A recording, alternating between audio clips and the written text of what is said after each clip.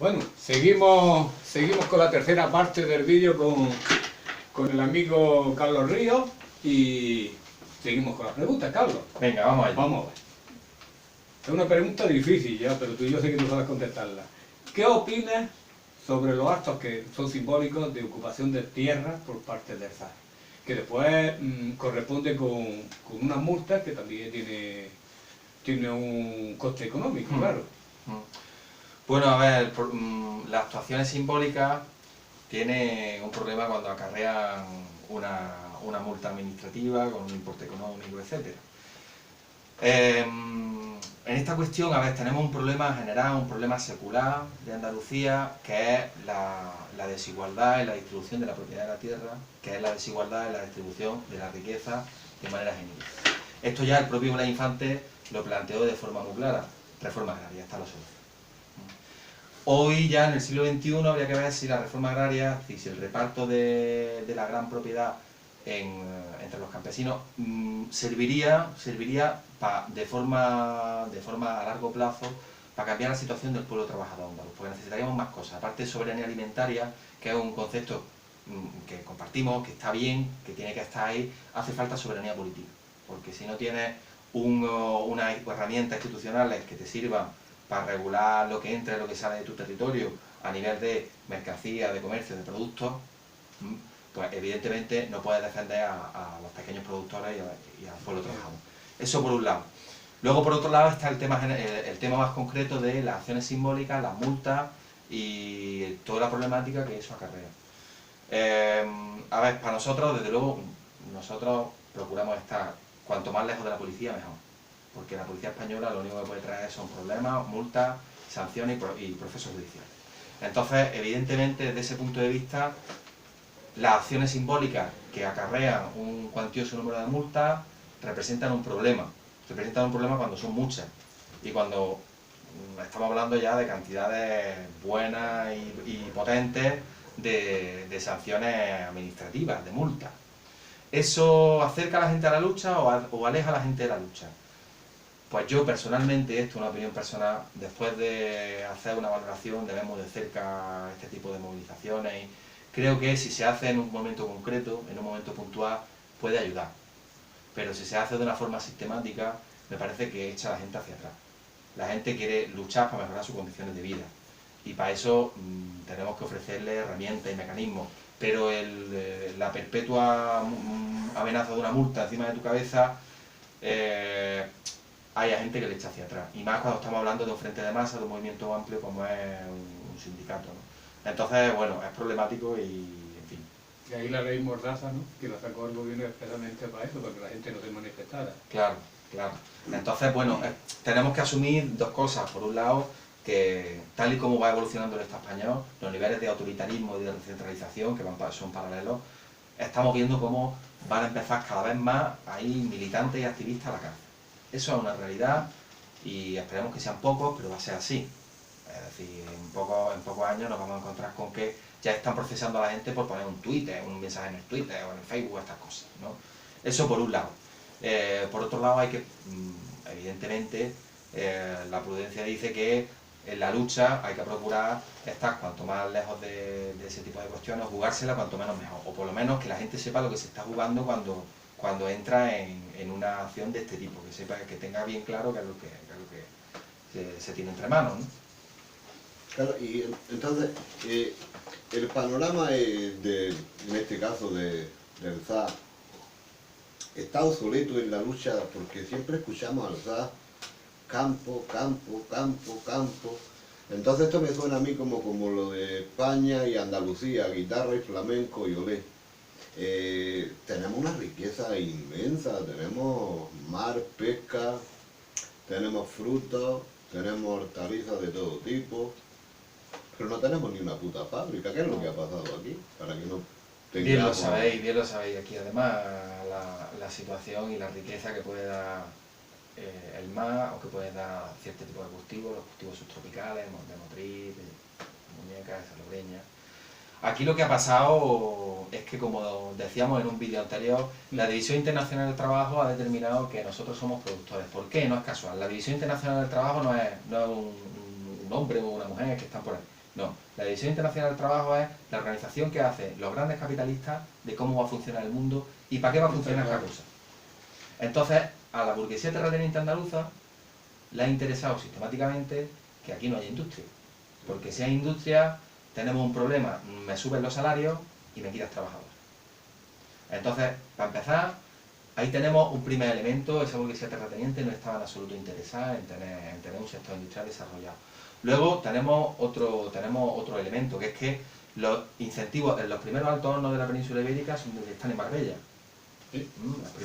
La primera siderurgia es andaluza, pero en el siglo XIX esa primera industrialización que se da sobre todo en Andalucía, en el Estado español, esa primera industrialización se aborta. ¿Por qué? Porque los capitalistas que están invirtiendo en ese sector, por un lado encuentran dificultades, por ejemplo, la fuente de energía. Es mucho más barato a mitad del siglo XIX, en los años 40-50, traer el carbón de Inglaterra que traerlo de Asturias.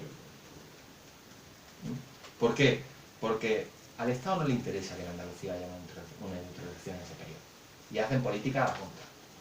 Me interesa más en el País Vasco, en Cataluña, antes que en Andalucía. Evidentemente, además incluso hay familias, por ejemplo los Ibarra, los de la mayonesa, los del anuncio este que todo el mundo se acordará de la musiquilla del anuncio. Los Ibarra tienen familias que son navarros. Y entonces ellos se hacen una división de funciones. Pues si mi primo fabrica vigas de acero, pues yo pues hago mayonesa. Claro, en beneficio del pueblo andaluz. Pero eso a ellos no les importa.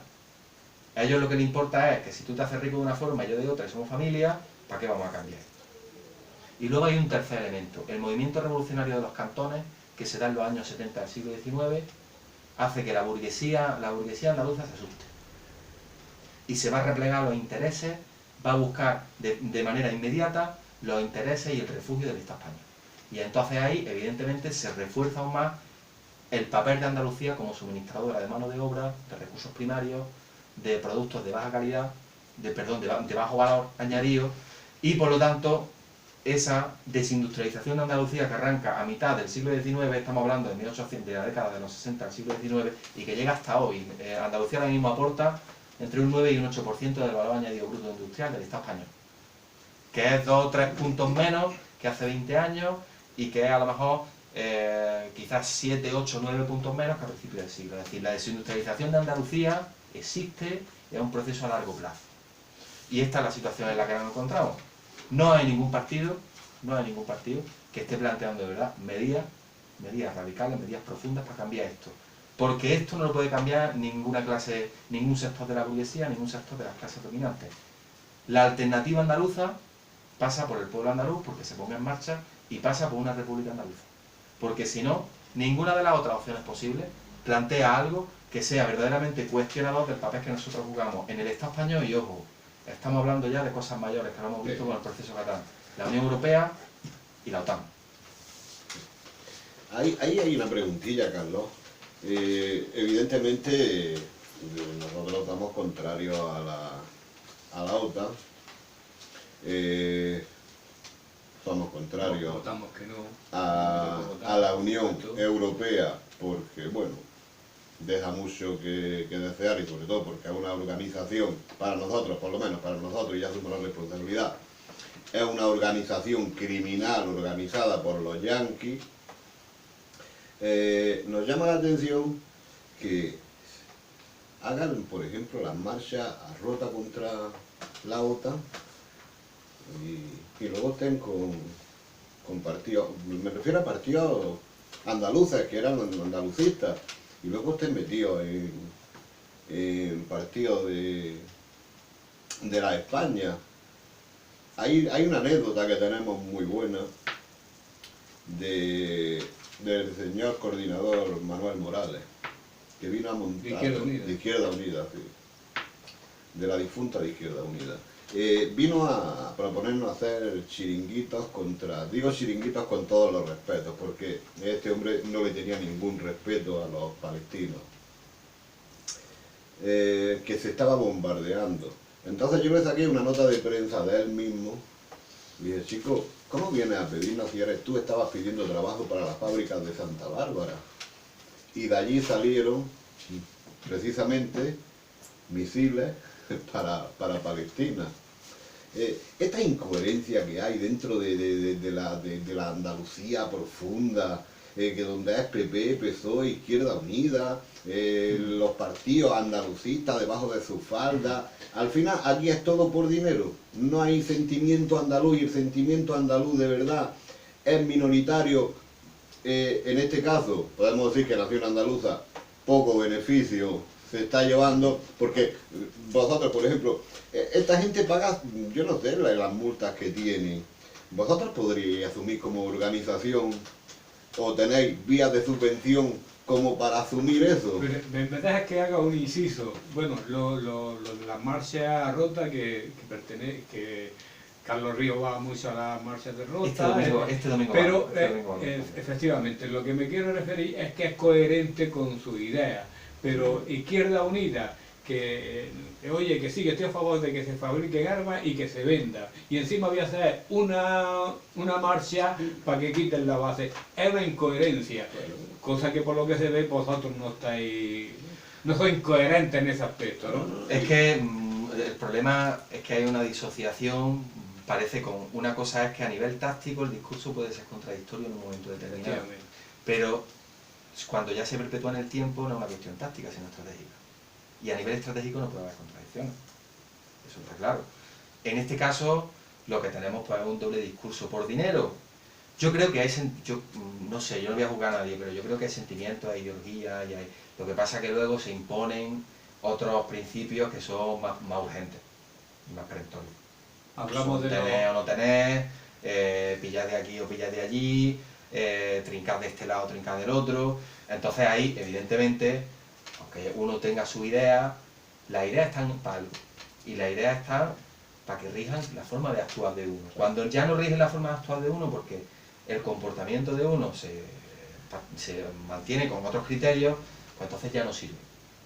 Claro, es que es evidente, efectivamente es muy llamativo que alguien que dice que está en un partido que presenta, por ejemplo, por Almería, a Julio Rodríguez, general predilecto de los Estados Unidos, el carnicero de Libia, por cierto, que estuvo en la destrucción, en Libia, fue partícipe en la destrucción de Libia, de la que ha quedado, en Libia es un estado fallido ahora mismo, hay 4 gobiernos, no sé, el estado islámico por ahí dando vueltas, gracias a su intervención, es curioso que comparta fila con gente que va a la marcha rota, que todos conocíamos, pues, por ejemplo, los dirigentes de la CUT.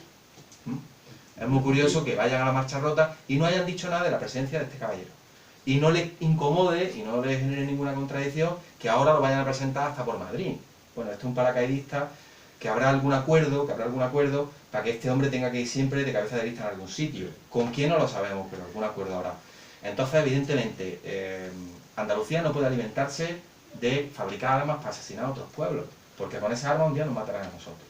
Pero, Carlos, esas armas se han puesto de trabajo porque si nos vamos a los astilleros de Cádiz, resulta que se están fabricando barcos de guerra para matar gente. ¿Y qué premia?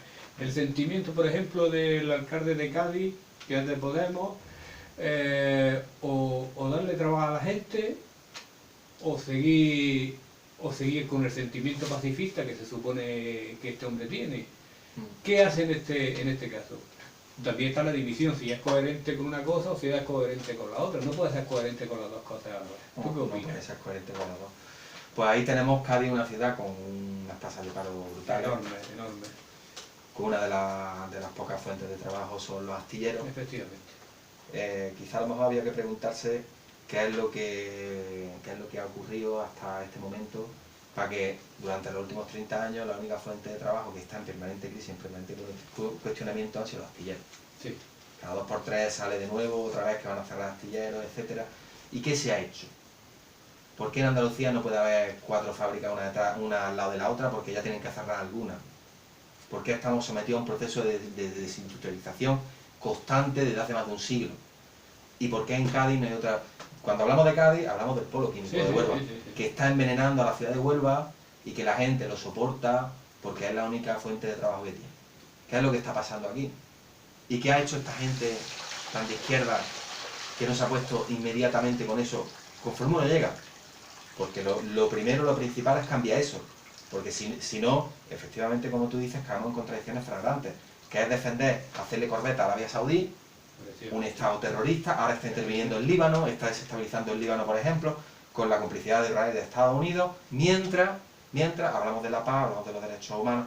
Esto no tiene ningún sentido, y la culpa no lo tienen los trabajadores de los astilleros, que harían estupendamente un barco de guerra para un gobierno como para otro. La culpa, ¿quién la tiene? Es quien, evidentemente, las clases dominantes que establecen que los astilleros de Cádiz van a servir para eso, y una izquierda que tiene unos grandes principios, pero que luego a la hora de la verdad, de lo único que se preocupa es de trincar, del sillón, del voto, de quién me va a votar a mí el año que viene, y no de cambiar las condiciones de vida en las que desarrollamos nuestra vida, los 8 millones de andaluces que estamos aquí y el millón y pico que están fuera. Que de eso no se habla, pero que también están en el exilio porque no pueden volver, porque no hay condiciones para que esa gente vuelva a su país. Bueno, se ha alargado este tercer vídeo, vamos a hacer un descansillo y después del descansillo vamos a hablar de la gente que está fuera, que ha tenido que emigrar.